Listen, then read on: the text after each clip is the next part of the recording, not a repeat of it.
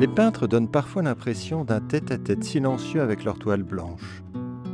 Et pourtant, ces toiles s'imprègnent de leurs rencontres, de leurs histoires, de leur quotidien projeté à la pointe d'un pinceau. Mais plus encore, les artistes ont besoin de regards, de vos regards, car sans vous, leur monde reste muet, invisible. Merci pour vos yeux, c'est l'exposition de Garance Maton à la galerie Sailly. Seul dans l'espace, Garance répond à des questions posées au sol.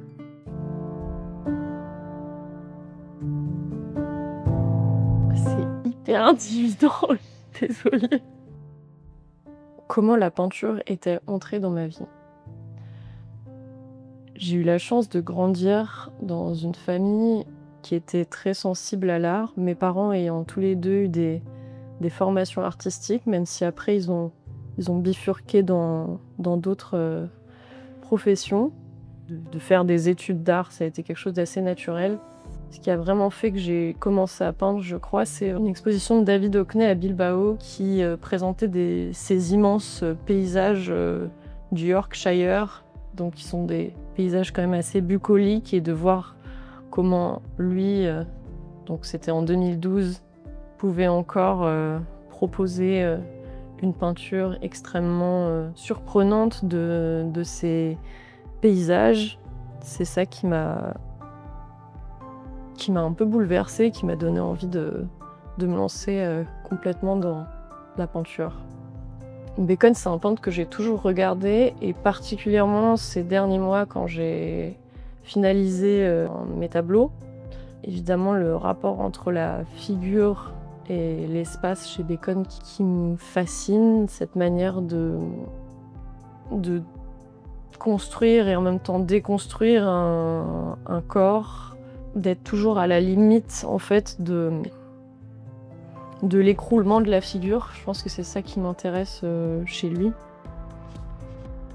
Depuis quelque temps, les figures, elles sont comme toujours un peu dans des sortes de passages. Pour moi, il y a un truc où à la fois elles émergent et en même temps elles vont disparaître. Je pense que c'est un peu ce que je recherche en ce moment dans la figuration des corps et des visages. Ce tableau, pour moi, c'est comme une sorte de visite. Ces peintures de la Renaissance où il y a en général un saint ou Marie qui vient visiter, et il y a souvent ces deux figures qui viennent se faire une accolade ou se serrer la main, où il y a un rapport comme ça assez intime entre les deux figures. La peinture s'appelle Hello Francis parce que, évidemment, il y a de grosses références un peu aux espaces baconiens et peut-être aussi à la manière dont les figures sont traitées.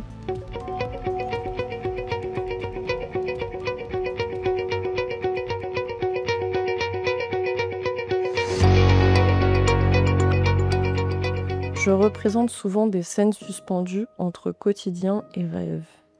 Ce qui m'intéressait dans cette toile, c'était d'utiliser un petit peu les lits comme des sortes de petites estrades, de petites scènes, et pour installer comme ça les figures. Bon, évidemment, il y a des téléphones, et je pense que c'est quand même un objet qui est devenu une sorte de prothèse, une sorte de rectangle noir ou vert ici. Et cette forme géométrique très simple, elle cristallise un univers si énorme. Dans cette peinture, il y a des endroits qui sont en transparence, d'autres où il y a énormément de couches de matière, et des endroits où on a aussi un aplat très net, il y a des choses frottées, il y a du dessin au fusain. Dans cette toile, j'avais en tête de faire ces deux lits avec deux figures. Donc j'avais un petit peu ces deux formes de parallélogrammes sur lesquels allaient s'installer les personnages.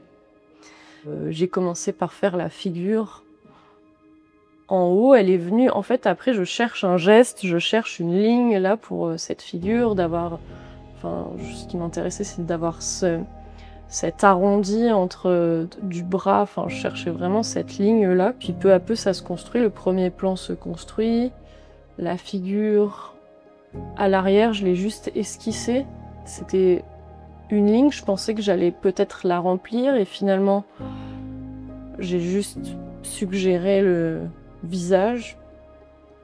C'est un tout petit peu une perspective inversée.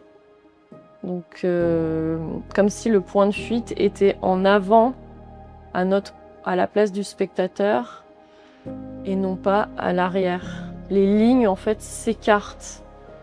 Je cherche à ce que le regard soit relativement mobile et pas, justement, pas trop influencé par la perspective monofocale. Donc, moi, j'ai envie qu'on se balade dans le tableau de manière peut-être circulaire ou même par à-coups comme ça. Il n'y a pas un chemin unique en fait pour rentrer dans la peinture, je pense.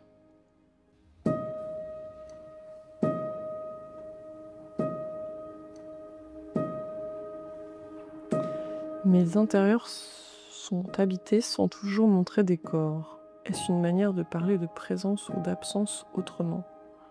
Je ne sais pas si les figures vont rester comme ça encore longtemps ou si c'est seulement pour cette exposition. L'image que j'ai quand je peins, pour la figure, c'est l'idée d'un bateau qui a une ancre, mais qui peut légèrement flotter, graviter en fait autour de ce point. La figure est pas totalement ancrée au sol, mais qu'elle lévite un tout petit peu en fait. Je crois que c'est ça que je cherche en fait dans ma manière de peindre les figures. J'ai toujours cette image-là et dans cette peinture-là, il y a cette figure à droite que j'ai imaginée un petit peu comme à la fois comme un saint et en même temps comme une figure un peu cyborg ou d'alien.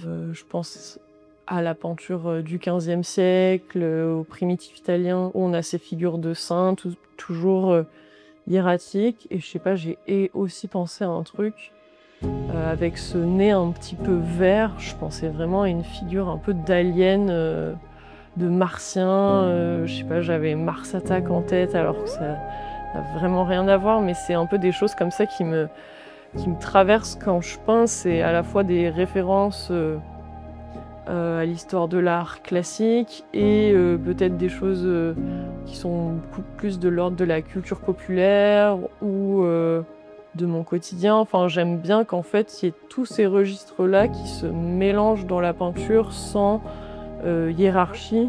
J'ai d'abord conçu comme un diptyque. Et puis en fait, j'ai abandonné la partie gauche. Je me suis focalisée sur la peinture de droite. Je les ai travaillées séparément pendant quelques semaines. Mais une semaine avant le début de l'exposition, je les ai accrochées ensemble et je me suis dit que non, il fallait les réunir finalement, que l'une avait besoin de l'autre. La partie droite était terminée. La figure me semblait un tout petit peu trop contrainte dans son cadre. Il manquait un état un peu plus mouvant, je trouve. La partie gauche, il lui manquait un ancrage plus fort. Donc, j'ai plutôt retravaillé cette partie gauche avec, en ayant la partie droite déjà achevée. J'aime bien l'idée que ce soit à la fois la peinture où il y a peut-être le plus de volume, le plus de réalisme, et en même temps celle où il y a un geste qui vient casser aussi l'idée de ce qu'est une peinture traditionnelle sur toile.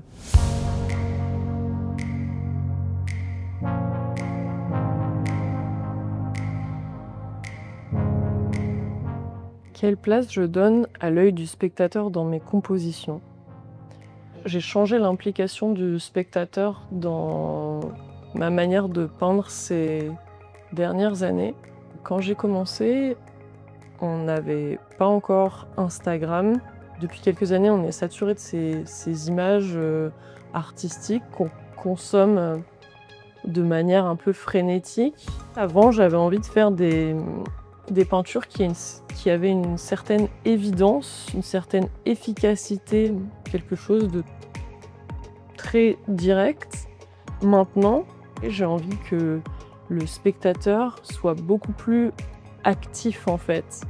J'ai envie de créer des images qui soient un petit peu plus complexes, un petit peu plus rugueuses, presque dérangeantes. Parfois j'aime bien l'idée qu'il y ait des choses à décrypter dans la peinture. Il y a souvent des symboles, il y a aussi des formes qui ne renvoient à rien d'autre qu'à elles-mêmes.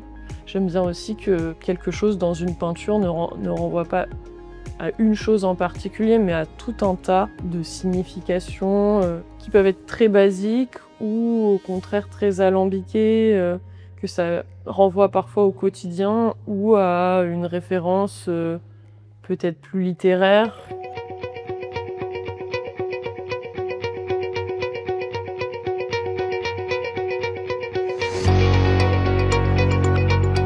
Peindre, est-ce regarder autrement? Et où est-ce que je place la frontière entre voir et regarder? C'est la dimension active dans le fait de regarder. L'idée qu'on est en train de dépouiller un petit peu les choses de certaines habitudes. Quand on regarde, on essaye d'enlever un petit peu le cliché qu'on porte sur les choses. J'avais envie que notre attention se porte sur les extrémités en fait. C'est là où j'ai placé les figures. J'avais vraiment envie qu'on ait comme une sorte de regard un petit peu circulaire.